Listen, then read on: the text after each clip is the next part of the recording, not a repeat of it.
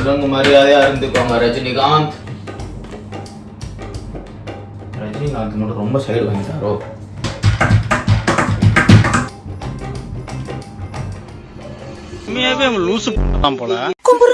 Hello friends, welcome to the another episode of Post Not Clarity. I repeat, Post Not Clarity. So புதுசாக ஒரு சில விஷயங்கள்ல இந்த சேனலுக்கு ஆட் பண்ணியிருக்கிறேன். என்னன்னு பார்த்தீங்கன்னா, இந்த பக்கம் நம்ம ரஜினிகாந்த், இந்த பக்கம் நம்ம நீலாம்பரி, இன்னும் 2 பேரை ஆட் பண்ணலான்னு பார்த்தேன். GTA 6 வந்து ஆட் பண்ணலான்னு பார்த்தேன். ஸோ அதுக்கப்புறமா இசைப்புயல் இளையராஜாவை ஆட் பண்ணலான்னு பார்த்தேன்.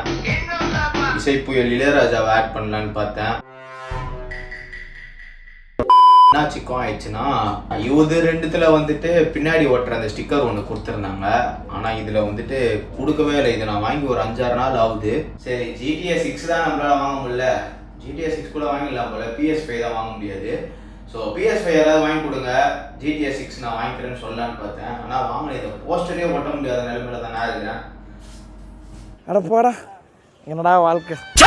ஸோ இந்த வீடியோ எதை பற்றி இருக்க போதுன்னா, the dumbest things I believed as a kid. அதாவது எவ்வளோ மட்டியாக சின்ன வயசில் யோசிச்சிருக்கிறேன் அப்படின்றது தான் இந்த வீடியோவில் பார்க்க போகிறோம். லைக் எந்த மாதிரி சொல்கிறேன்னா, இந்த நீங்கள் பைக்கில் ஓடிட்டுலாம் இருக்கிறப்போ நிலா அப்படியே நம்ம கூடவே வரும்.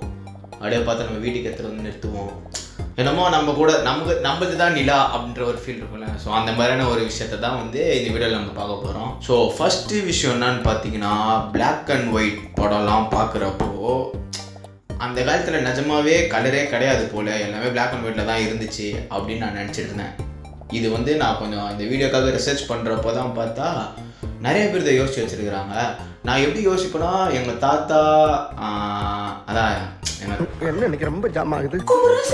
தாத்தாலாம் உட்காந்து அந்த பிளாக் அண்ட் ஒயிட் படம்லாம் பார்க்குறப்போ, என்னடா இந்த படம் இவ்வளோ போரிங்காக இருக்குது.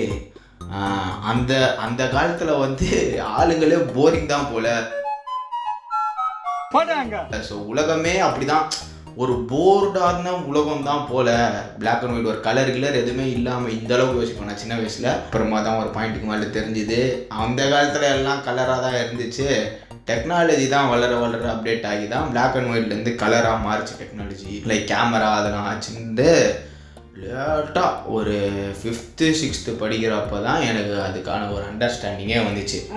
ஸோ செகண்ட் விஷயம் என்னன்னு பார்த்தீங்கன்னா, நான் வந்து ரொம்ப பணக்கார ஃபேமிலி பையன். ஆனால் இப்போ வந்து ஏழையாக வாழ்ந்துட்டு இருக்கிறேன். எதுக்குன்னா, லைஃப்பில் வந்து என்னை ஹம்பிளாக வச்சுக்கணும். லைக் இந்த மாதிரி ரொம்ப வெல்த்தை வந்து சின்ன வயசுலேயே கொடுத்துட்டு அவனை ரொம்ப ஸ்பாயில்டு கிட்டாக ஆக்கிடக்கூடாது அப்படின்ட்டு என்னோட ஃபேமிலியில் இருக்கிற எல்லாரும் வந்து என்னை டெஸ்ட் பண்ணுறாங்க, என்னையும் எங்கள் அண்ணனும் டெஸ்ட் பண்ணுறாங்க. அதனால தான் நம்மளுக்கு வந்து இந்த மாதிரி ஏழைன்னு இல்லை, ஒரு மிடில் கிளாஸ் ஃபேமிலி நம்மளுக்கு காட்டுறாங்க அப்படின்ற மாதிரி யோசிச்சுட்டு இருந்தேன். அப்புறம் தான் எனக்கு தெரிஞ்சதுங்க, அவங்க என்னை ஏமாத்திருக்காங்கன்னு. லைக் அவங்க ஏமாத்தல, நானே என்னை ஏமாத்திட்டு இருந்திருக்கிறேன். அந்த மாதிரி ரொம்ப வருஷம் இதுவும் பார்த்தா நிறைய பேர் யோசிச்சுட்டு இருந்ததுன்ற மாதிரி தான் நான் பார்த்தேன், லைக் இன்டர்நெட்லாம் பார்க்குறப்போ. ஆனால் இதுக்கு இன்னொரு வெர்ஷனும் ஒன்று இருக்கு. அது வந்து நான் அப்புறமா லேட்டராக சொல்கிறேன், லாஸ்ட்டாக. ஸோ தேர்ட் என்னன்னா, லிம்கா குடிங்க, தெம்பா இருங்கன்ட்டு எங்கள் வீட்டில் வந்து கொஞ்சம் ஒரு சில விஷயங்கள் இருந்துச்சு. எப்படின்னா, எங்கள் வீட்டில் வந்து யாருக்காவது வயிறு வலி அந்த மாதிரினா, எப்படின்னா எங்கள் ஃபேமிலியில் எங்கள் சப் ஃபேமிலி இருப்பாங்கள்ல, லைக் ரிலேஷன்ஸ் அந்த மாதிரி இருக்கிறவங்களாம் வந்துட்டு வயிறு வலினா டப்புன்னு கடைக்கு போய்ட்டு ஒரு லிம்கா வாங்கிட்டு வந்து ஓப்பன் பண்ணி குடிச்சிட்டு வயிறு வலி சரியாயிடுச்சின்னு போயிட்டே இருப்பாங்க. ஏன்னா அது வந்து எனக்கு கொஞ்ச நாள் முன்னாடி தான் ஞாபகம் வச்சு இந்த கான்செப்ட் பற்றி நான் யோசிச்சுட்டு இருந்தப்போ, என்னென்னலாம் நம்ம சின்ன வயசில் யோசிச்சுருக்கிறோம் அப்படின்ற மாதிரி. ஆனால் அவங்க பண்ணுறதுனால நானும் யோசிச்சிருக்கேன், லிம்கா குடிச்சா வயிறு சரியாயிடுன்ட்டு. அப்புறமா தான் நான் ஏன் அவங்க அப்படி யோசிச்சிருப்பாங்கன்னு பார்த்தா, லிம்கா வந்து லெமன் ஜூஸ்ன்ற மாதிரி ஒரு கேட்டகரியில் போடுவாங்களே. ஸோ அதனால எங்கள் ஃபேமிலி ஆளுங்க வந்து ரொம்ப ஜீனியஸாக யோசிச்சு லிம்காவெல்லாம் வந்து வயிறு வலி ட்ரிங்காக யூஸ் பண்ணிட்டு இருந்தாங்க. இது மூட நம்பிக்கை. ஸோ அடுத்த விஷயம் என்னன்னா, இந்த வீட்டிலலாம் வந்து குண்டு பல்பு போட்டது இருக்கும்ல, லைக் குண்டு பல்பு போடுற ஹோல்டர் இருக்கும்ல. ஸோ அதில் வந்துட்டு லைட்டு போடாமல் இருந்துச்சு எங்கள் வீட்டில் ஒரு காலத்தில். ஸோ குண்டு பல்பு ஹோல்டரில் குண்டு பல்பு இருக்காது. அது வந்து ஒரு கேமரா, அது வந்து நம்மள வீடியோ எடுத்துக்கிட்டே இருக்கு. அந்த வீடியோ எப்படி டெலிகாஸ்ட் ஆகும்னா, டிவி வந்து ஆன் பண்ணுறதுக்கு முன்னாடி பிளாங்காக இருக்கும்ல. ஸோ அப்போ நம்ம வீட்டில் சும்மா உட்காந்துருந்தோம்னா நம்ம தெரியும். அப்போது வந்து எங்கள் அண்ணன் வந்து ஒரு நாள் என்ன பண்ணி விட்டான்னா ட்ரிப் ஆகி விட்டு அங்கே தெரிஞ்சு பார்த்தியா அந்த குண்டு பல்ப் ஹோல்டரை காமிச்சு அவன் குண்டு பல்ப் ஹோல்டர்ன்னு சொல்ல. ஏன்னா அதுக்கு ரொம்ப சின்ன வயசு எனக்கு அப்போது. அது வந்து கேமரா நம்ம டிவியில் தெரியுறோம் பேர் எப்படின்னா டிவி ஆன் பண்ணல, சும்மா அந்த எம்டி ஸ்க்ரீனில் நம்ம தெரியும்ல. ஸோ அது வந்து நம்மள அப்படியே லைவாக டெலிகாஸ்ட் பண்ணிட்டு இருக்குது. நம்ம டிவி ஆன் பண்ணோன்னா அது வேறு விஷயம். எல்லாரும் என்ன ஏமாத்துறாங்க. ஸோ இதுக்கப்புறம் என்ன யோசிச்சிருக்கேன், படத்தில் நடிக்கிற ஹீரோயின்ஸ்லாம் செத்துட்டாங்கன்னா அந்த படத்தில் வந்து செத்து போயிட்டாங்க, அவ்வளோதான், வாழ்க்கையிலே செத்து போயிட்டாங்க, அதுதான் அவங்க வாழ்க்கை, நம்ம வாழ்க்கை இதுதானா அவங்க வாழ்க்கை அதுதான். அந்த படத்தில் விஜய் செத்துட்டாருன்னா செத்துட்டார், ரஜினி செத்துட்டாருன்னா செத்துட்டார், அடுத்த படத்தில் வரப்போ வந்து நான் அடி பார்ப்பேன். ஸோ அடுத்து நான் என்ன யோசிச்சிருக்கேன்னா கொட்டை, பல கொட்டைகள் இருக்குல்ல, லைக் சீட்ஸ், இந்த வாட்டர்மெலன் சீடு, ஆப்பிள் சீடில் வந்துட்டு ஆப்பிள் சீட் சாப்பிடக்கூடாதுன்னு சொல்லியிருக்காங்க. அதனால தான் வந்து என்னங்க அது பேர் சைனேட் இருக்காமே சம்மந்தம்லாம் பேசிகிட்டு இருக்கீங்க. ஸோ இந்த வாட்டர்மெலன் சீடு, என்னடா அது சீதா fruit, custard apple. So custard ஆப்பிளோட சீட்லாம் தெரியாமல் முழுங்கிட்டேன்னா வயிற்றுல வந்து செடி முளைக்கும். அப்புறம் கொஞ்ச நாள்ல தெரிஞ்சிச்சு அதெல்லாம் வந்து ஜோக்கு. ஸோ அதுக்கப்புறமா என்னன்னா biscuits are so healthier food to eat as a kid. உங்களுக்கு ஞாபகம் இருக்கா இல்லையான்னு எனக்கு தெரில, இல்லை எங்கள் வீட்டில் மட்டும்தான் அப்படியான்னு எனக்கும் தெரியல. சிப்ஸ்லாம் வந்து உடம்புக்கு கெடுதி, அது இப்பயும் அப்படிதான். சின்ன வயசுலேயும் அதை சொல்லிட்டே இருப்பாங்க, சிப்ஸ்லாம் வந்து சாப்பிடக்கூடாது, that's not good for health அப்படின்ட்டு. ஆனால் இந்த சைடு வந்து biscuits are healthier for you, பிஸ்கெட்ஸ்ல இருந்து அவனுக்கு கிடைக்குது ஒரு கிளாஸ் பால் எனர்ஜி அப்படின்ற மாதிரி ஒரு கான்செப்ட் இருந்துச்சு. இது வந்து எங்கள் வீட்டில் மட்டும்தான் அப்படியா இல்லை உங்கள் வீட்லேயும் அப்படி தானான்ட்டு எனக்கு வந்து கமெண்ட்டில் சொல்லுங்கள். ஏன்னா நிஜமாவே எங்கள் வீட்டில் வந்து ரிலேஷன்ஸ்லாம் வராங்கன்னா பிஸ்கெட்ஸ் வந்து ஒரு கில்ட்டே இல்லாமல் வாங்கிட்டு வந்து கொடுப்பாங்க, எவ்வளோ வேணால் சாப்பிடு அப்படின்ற மாதிரி. ஆனால் சிப்ஸு வாங்கி கொடுக்குறதா இருந்தால் எங்கள் வீட்டுக்கு தெரியாமல், லைக் எங்கள் அம்மா அப்பாவுக்கு தெரியாமல், இல்லை நானே தெரியாமல், என்ன நான் காசு போய் கேட்குறேன்னு வச்சுக்கோங்களேன், எனக்கு இந்த மாதிரி ஸ்நாக்ஸ் சாப்பிட்ணும், காசு கொடுங்க அப்படின்னா, பிஸ்கெட் சாப்பிட போகிறேன்னா இந்தா போய் வாங்கிக்கோ, எவ்வளோ வேணா வாங்கிக்கோ அப்படின்ற மாதிரி கொடுப்பாங்க. அதுவே சிப்ஸ்லாம் சாப்பிடக்கூடாதுப்பா, எதுக்குப்பா, உடம்புக்கு நல்லது இல்லையாப்பா, அவங்களே தான் போய்ட்டு லிம்காவும் வந்துட்டு வயிற்று வலிக்கு சரியாகும்ன்ட்டு குடிப்பாங்க. இது வந்து ரொம்ப பர்சனலான டம்பஸ்ட்டு திங் ஐ பிலீவ்டு. எப்படின்னா எங்கள் வீட்டுக்கிட்ட வந்து ஒரு சுடுகாடு இருக்கும். எங்கள் வீடு கிட்டே இல்லை, கொஞ்சம் தூரத்தில் ஒரு சுடுகாடு இருக்கும். அந்த வழியாக தான் வந்து நான் அப்போ என்னோடய சின்ன வயசில் இருந்த டான்ஸ் கிளாஸு, ஹிந்தி டியூஷனுக்குலாம் போயிட்டு வருவேன்.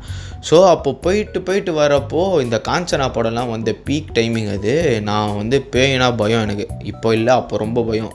ஸோ அப்போ அந்த சுடுகாடை தாண்டுறப்பெல்லாம் எனக்கு நானே ஒரு கோல் செட் பண்ணிக்கிட்டேன். என்னென்னா அந்த சுடுகாடு ஸ்டார்டிங்லேருந்து எண்டிங்குள்ளே எனக்கு வந்து கூஸ் பம்ப்ஸ் ஆகிடணும். கூஸ் பம்ப்ஸ் வந்து எப்படி ஆகும்னு உங்களுக்கு தெரியும், ரொம்ப ஒரு மெய்ஸில் இருக்கிற விஷயம் இல்லை, ரொம்ப ஹாப்பியானா நம்ப முடியாத விஷயத்த ஒரு பண்ணால் கூஸ் பம்ப்ஸ் ஆகுமா. நான் வந்து என்னையே ஃபோர்ஸ் பண்ணி கூஸ் பம்ப்ஸ் வர வைப்பேன். அப்படி அந்த கூஸ் பம்ப்ஸ் வந்துடுச்சுன்னா அது வந்து என்னை சுற்றி ஒரு ஷீல்டு க்ரியேட் பண்ணிச்சு. ஸோ அப்போ வந்துட்டு எனக்கு வந்து பேய் என் கூட வரல, என் மேலே வரல. சப்போஸ் அப்படி கூஸ் பம்ப்ஸ் ஆகாமல் இருந்துச்சுன்னா என்னை சுற்றி பேய் இருக்குது, இல்லை வந்து பேய் எனக்குள்ளே பூந்துருச்சு அப்படின்ற மாதிரி ஒரு டம்பஸ்ட்டு திங்கு நானே எனக்கு யோசிக்கிட்டதே. நான் சம்டைம்ஸ் இப்போ கூட எப்போயாவது சும்மா விளையாட்டுக்கு நான் லேட் நைட் அந்த வழியாக வந்தேன்னா இன்னும் எனக்கு அது ஒர்க் அவுட் ஆகுதா அப்படின்ற மாதிரிலாம் நான் பண்ணி பார்ப்பேன். ஹோம் ஒர்க் முடிக்காதது தான் உலகத்திலே பெரிய கஷ்டமான விஷயம். நம்ம அம்மா அப்பாலாம் லைஃப்பை வந்து ஜாலி பண்ணுறாங்க, நம்ம தான் கஷ்டப்பட்டுட்ருக்குறோம் ஹோம் ஒர்க் முடிக்காமல். என்னடா வாழ்க்கை இது, இளவு வாழ்க்கை, மயிறு வாழ்க்கைன்ற மாதிரி யோசிச்சுட்டு இருந்துருக்கிறேன். இப்போ பார்த்தா தான் தெரியுது அதெல்லாம் வந்து ப்ராப்ளமே இல்லைங்க. ஸோ அடுத்த டம்பஸ்ட் விஷயம் நான் என்ன யோசிச்சதுன்னா, உடம்புலாம் எனக்கு வலிக்கவே வலிக்காது. கீழே விழுந்து அடிபட்டு வலிக்கிறது அது வேறு. ஆனால் இந்த மாதிரி முதுகு வலி, முட்டி வலி, ஷோல்ட்ரு வலி, கால் வலி, கை வலி அப்படிலாம் வந்துட்டு சொல்கிறவங்கள பார்த்தா எனக்கு வந்து இப்படி இருக்கும், ஆச்சரியமாக இருக்கும். கோவிட் டைமில் வந்து 2 வருஷம் மெடிக்கல்லாம் ஒர்க் பண்ணியிருக்கேன். ஒர்க் பண்ணுறப்போ என்கிட்ட வந்து முட்டி வலி அதுக்கெல்லாம் வந்து மாத்திரை கேட்டாங்கன்னா நான் கட் பண்ணி கொடுப்பேன், அந்த மாத்திரை எடுத்து கொடுப்பேன். ஆனால் கொடுக்குறப்பே யோசிப்பேன், எப்படி இந்த முட்டி வலி முதுகு வலிலாம் ஃபீல் ஆகும், எப்படி வருது, first of all how it can be possible. எனக்கு வந்து அது வந்து நடக்கவே நடக்காது, இவங்களாம் வந்து ஹாலோசினேட் பண்ணிக்கிறாங்க அப்படின்ற மாதிரிலாம் நான் யோசிச்சிருக்கிறேன். ஆனால் எனக்கே இப்போ ரீசெண்ட் இயர்ஸாக எனக்கு உடம்புல வலிக்காத இடமே கிடையாதுன்ற மாதிரி இருக்குது. கொஞ்ச நாள் ஷோல்டர் வலிக்கும் செம்மையாக, அப்புறம் அது போகும். அப்புறம் கொஞ்ச நாள் முதுகு லோவர் பேக் வலிக்கும், அப்புறம் அது போகும். அப்புறம் கேஸ்ட்ரிக் பெயின் மாதிரி இங்கே வலிக்கும், அப்புறம் அது போகும். ஜிம்மில் ஒர்க் அவுட் பண்ணுறப்போ ட்ரைசெப்ஸு ஒர்க் அவுட் பண்ணேன்னா எல்போ வலிக்கும், அப்புறம் அது போகும். அப்புறம் கொஞ்ச நாள் கழித்து டான்ஸ் ப்ராக்டிஸ் பண்ணிகிட்ருக்கிறப்போ சம்மந்தமே இல்லாமல் முட்டி வலிக்கும், அப்புறம் அது போகும். இப்போ கொஞ்ச நாள் என்னென்னா ஸ்பெஷல் ஐட்டம் வந்து ஆங்கிள் வலிக்குது கொஞ்ச நாளாக. ஸோ இதுவும் நான் யோசித்த விஷயம். உடம்பு வலிலாம் யாருக்கும் வராது, அட்லீஸ்ட் எனக்கு வரவே வராது என் லைஃப்பில். ஏன்னா நான் அந்த மாதிரியான ஒரு பர்சன். ஏன்னா சின்ன வயசுலலாம் ஸ்ட்ரெயிட் 10 மணி நேரம் 12 மணி நேரம் டான்ஸ் ப்ராக்டிஸ்லாம் நான் பண்ணியிருக்கிறேன், இப்பயும் பண்ணுவேன். ஆனால் அப்போல்லாம் ஒன்றுமே தெரியாது. அதிகபட்சம் என்ன வலிக்குன்னா இந்த அடி பாதம் வலிக்குமே தவிர மற்ற எந்த இடமும் வலிக்காது. ஆனால் இப்போது உடம்புல வலிக்காத இடமே கிடையாது. ஸோ செக்மெண்ட்டோட லாஸ்ட் விஷயத்துக்கு வந்துட்டோம்.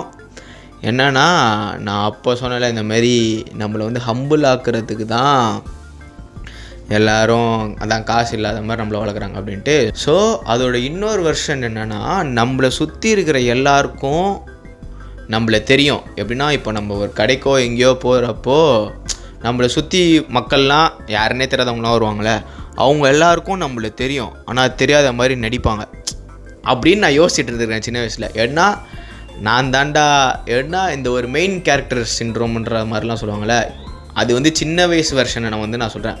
என்னை எல்லாருக்கும் தெரியும், ஆனால் என்னை தெரியாத மாதிரி நடிக்கிறாங்க. ஆனால் நான் அந்த பக்கம் போனேன்னா எல்லோரும் என்னை பார்த்துட்டு இருப்பாங்க, நான் என்ன பண்ணுறேன், அந்த பையன் வந்து ஏதாவது தப்பு பண்ணுறானா அப்படின்ற மாதிரி. அதே மாதிரி என் லைஃப்பில் நடக்கிற எல்லா அப்டேட்டும் அவங்களுக்கு தெரிஞ்சுட்டு தான் இருக்கும் அப்படின்ற மாதிரி நான் யோசிச்சிருக்கேன்.